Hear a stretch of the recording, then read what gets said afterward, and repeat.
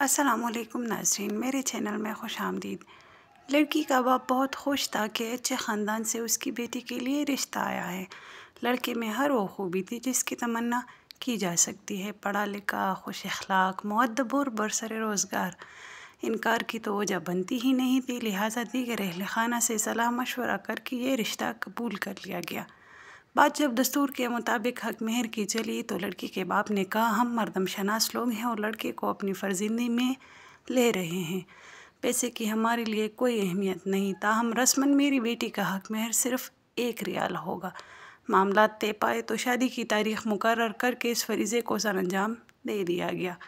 لڑکی بھی کسی معاملے میں کم نہ تھی، خوبصورت و خوب سیرت، تعلیم یافتہ، گھر گرہستی کے ہر فن میں ماہر۔ جلد ہی اس نے اپنے سسرال کے ہر فرد کو اپنا گرویدہ بنا لیا، گویا دونوں گھرانے ہی اپنی اپنی خوش قسمتی پر رشک کرتے تھے۔ میاں بیوی کے درمیان الفت و محبت کا رشتہ روز بروز گہرے سے گہرا ہوتا چلا گیا۔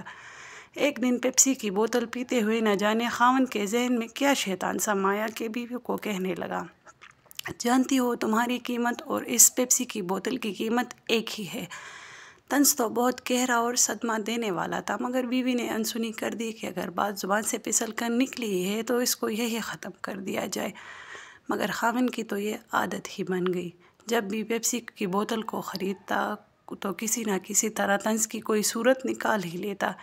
کبھی کہتا، اگر میری تم سے شادی نہ ہوتی تو میں ایک اور پیپسی خرید پاتا، اور کبھی کہتا، میری پیپسی کی بوتل کی نقصان کرانے والی لڑکی بہت ہی سمجھدار اور حالات سے سمجھوتہ کرنے والی تو ضرور تھی، مگر ایک دن اس کا صبر جواب ہی دے گیا۔ اپنے خاوند سے کہا کہ میں اپنی امی سے ملنے کے لیے اداس ہوں اور وہ اسے اس کے گھر لے جائے۔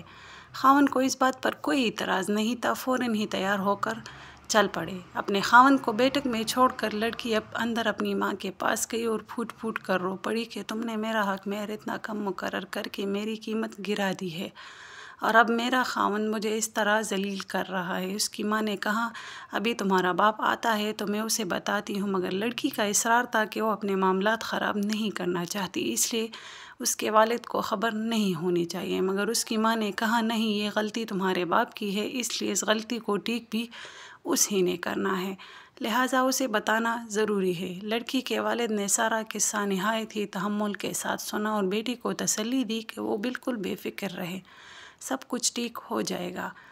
بیٹھک میں جا کر لڑکی کے باپ نے اپنے داماد سے کہا کہ کئی دنوں سے دونوں خاندانوں کی آپس میں ملاقات نہیں ہوئی، اس لیے وہ چاہتا ہے کہ اس کے گھر والوں کی دعوت کرے، اس لیے وہ اپنی بیوی کو یہاں ہی رہنے دے اور کل اپنے والدین کے ساتھ دوبارہ آئے تاکہ سب لوگ مل بیٹھیں۔ لڑکا بخوشی واپس چلا گیا۔ دوسرے دن لڑکا اپنے والدین کے ساتھ جب پہنچا تو لڑکی کے والد نے 3 پیپسی کی بوتلیں سب کے سامنے رکھی اور کہا، یہ میری طرف سے آپ کے لیے دعوت ہے۔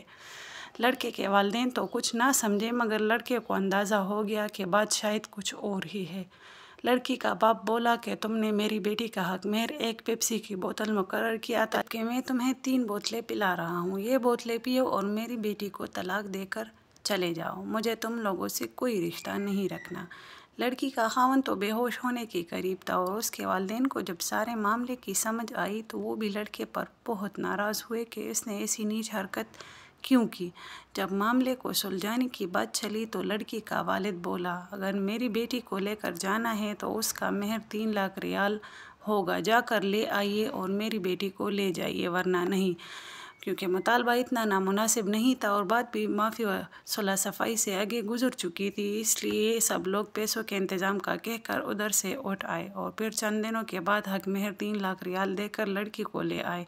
کہتے ہیں اس دن کے بعد لڑکے نے دوبارہ کوئی ایسی بات کہنے اور کرنے سے توبہ کر لی، مگر کبھی کبھی وہ ضرور کہہ کر بلاتا ہے، ارے میری پیپسی کولا کی فیکٹری کہاں ہو تم؟